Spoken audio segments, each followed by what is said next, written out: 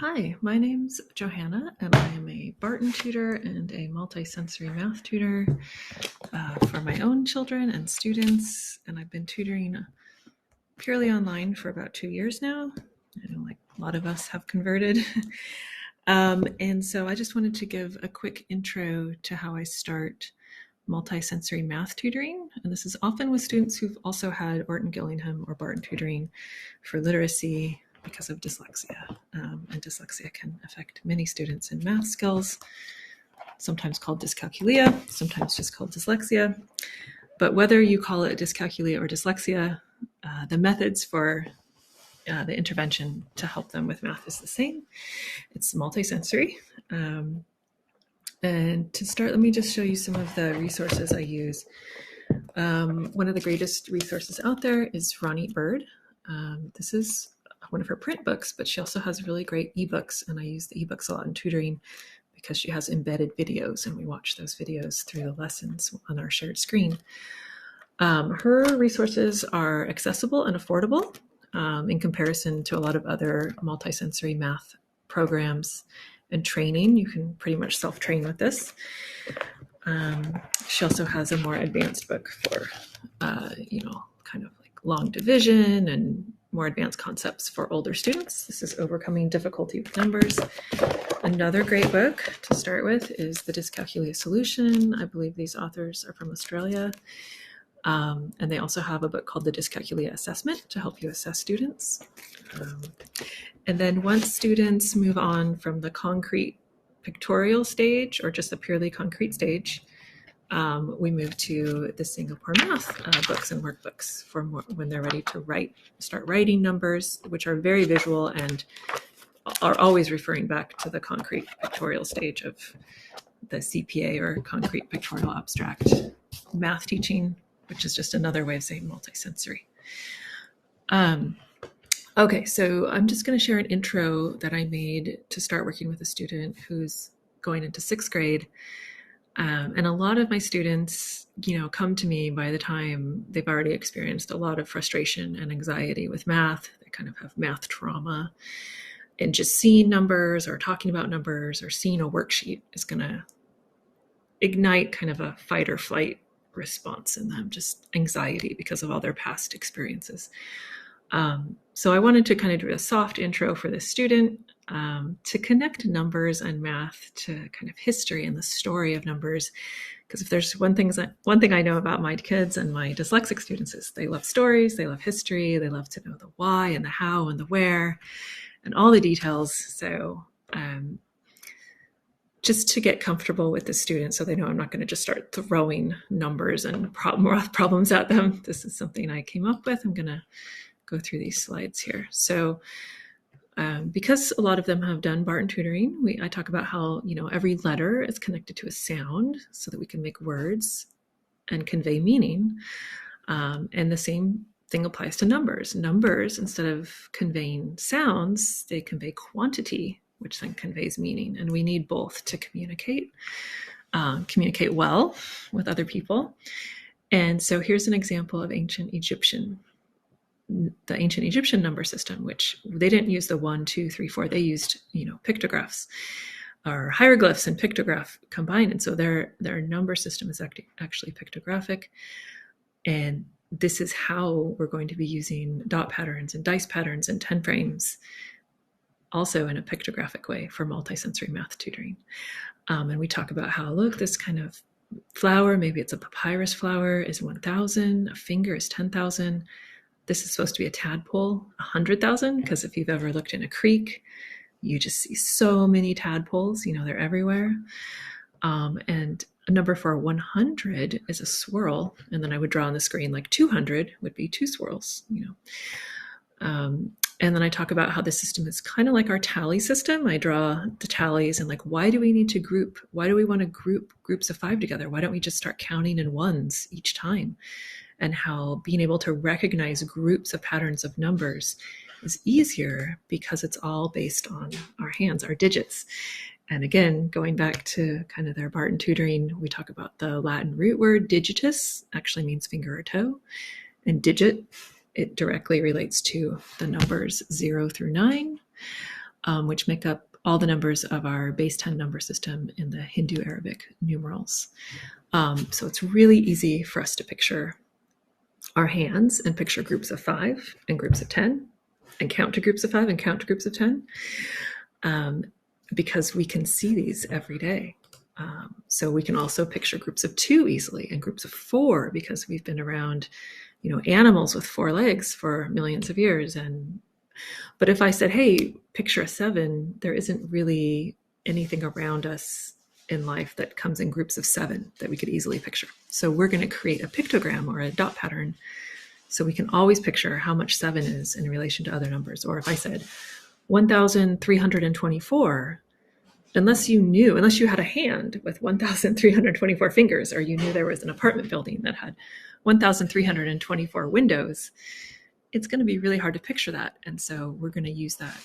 We're going to use 10 blocks in the place value system to make it easy to picture these big numbers. Then I do kind of a creative visualization exercise. I have them close their eyes and take a deep breath and picture they're living in an ancient city, and that they run a cafe in this ancient city, and they bake bread and make food for these workers, and they have to order flour every week from their local farmer. And I asked them, is there a way you could order, like, let's say you needed 3 bags of flour for that week. How could you tell the farmer you needed 3 bags of flour without using the word 3 or without using any numbers? And I just have them think about that for a while. Some of them might say, oh, well, I'd hold up 3 fingers. I need this many. And I said, that's exactly where our number system comes from. The three lines is 3 fingers. The 1 line is 1 finger. And in Roman numerals, the 4 is the 5. There's a V in Roman numerals, and that comes from holding up your hand. The 4 fingers and 1 thumb is 5, and the V that it makes, that is actually how the Romans came up with the number 5, was that V. So it's your full hand, all 5. So it all relates back. And then we show this old Sesame Street clip where I assure them that I'm not trying to insult their intelligence. I know they're not a preschooler, and that this clip was actually on a podcast for adults about mathematics and how all numbers are basically set and set theory. This video is called, I think if you just search on YouTube, Sesame Street Restaurant Infinite Fish, it's a really great demonstration of kind of that exercise I just did with how can you order things without numbers? How can you explain or convey quantity to people without having numbers in your language? It's just a fun old video. Okay, and now this is, again, I would only be using this with older students. If I had a student in 3rd or 2nd grade, I would modify this intro a lot to be a lot softer, a lot easier. But my 4th, 5th, 6th grade students are usually pretty interested in this. We look at these different ancient numbering systems, and first we go over the one we know, and then I'm like, well, here's the Romans. We know, and you've seen that on a lot of clocks, even though they might not know what they mean. We say, here's the 5, it's the V, 1, 2, 3, 4. And so 4 is a 5 minus a 1. Oh, Greeks are using all letters. That's kind of confusing to us. Egyptians, again, they're using kind of pictographs, like their number system actually shows what the number is in the pictogram. And we go to ancient Babylonian, also similar to Egyptians. We've got these pictographs actually showing a lot of the numbers. Chinese is similar. A lot of the pictographs show the numbers. Their number for 100 is just like ours. And the Mayans are really interesting. They have a very simple but effective system here with the 1 dot, 2 dots, 3 dots, 4 dots, and then a line for 5, and then 6 is a line and a dot. So then you would think, well, 10 should be 2 lines, right? And it is. It's 2 5s. So how these ancient civilizations were able to build all these amazing structures and have complex societies, complex agricultural systems, tax systems, using a lot of numbers that were basically pictures.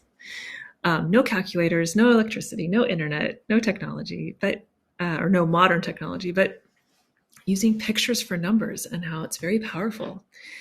Now, if you do have a student who's really interested in this is an optional activity where they go back to their cafe visualization in ancient times and devise their own symbol for the numbers 0 through 9 and what is their currency. And then they get to say what in their own number system, right? How much this meal costs in their cafe. Again, this is optional for students who seem to be very interested, who are old enough to do that. Okay, so then I talk a little bit more about, we're going to talk about our place value, our modern number system, and we're going to also have it be pictographic like the Egyptians. In person, I use a lot of glass beads and counters. Online, we have to do that in Google Slides with kind of virtual counters. So we're going to learn ways to picture different quantities using dot patterns. If we can picture in our mind what quantity or amount a number represents, then math definitely gets more fun and easier. And it's all going to be in activities and games right now. We're not doing worksheets. So first I start, again, because of a lot of my students come from a Barton or Orton Gillingham background, I start with how, remember when you learned, whenever you saw this symbol for an A, you would say apple. If you forgot what that symbol represented, it represented a sound that was so we had a picture to remember that sound. Just like in math, we have this abstract symbol here, and we're going to have a picture so we remember what that symbol represents. And this will always be 5. So 1, 2, 3, 4, 5. And I want you to notice how, just like this is the ancient Babylonian symbol for 5. This was their number 5. They didn't have this number 5 that we have. They used a picture for 5. So using pictures for numbers is a pretty powerful tool and very effective. It's been used since ancient times. So we're going to get ancient so we can get good at math. And this is where I start Ronnie Bird's ebooks videos and the activities in the Dyscalculia Solution book. So I've created, my Slavonic number line, and we watched the video. I don't know if I can bring, a lot of this is going to be copyrighted, but I can show you here on the book. You can bring her books up and you can buy them this is in the Apple bookstore. So I bring them up and I can play those embedded videos side by side on the screen on Zoom while the students are moving these dots into their dot patterns, following the activities. More activities from the Dyscalculia Solution book. Again, some of these are copyrighted. Some of Ronnie Bird's games are free.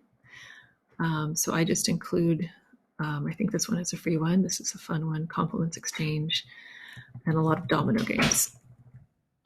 So that is just an intro to getting started with multisensory math tutoring using some pretty affordable, accessible resources. And I have all these links to all these resources on my website. It's the dyslexiatutor.net, and it's under numeracy resources. And these are all unsponsored posts. I'm just putting links to things that I found helpful with my own kids and with students I've tutored. Feel free to contact me with any questions. Thank you.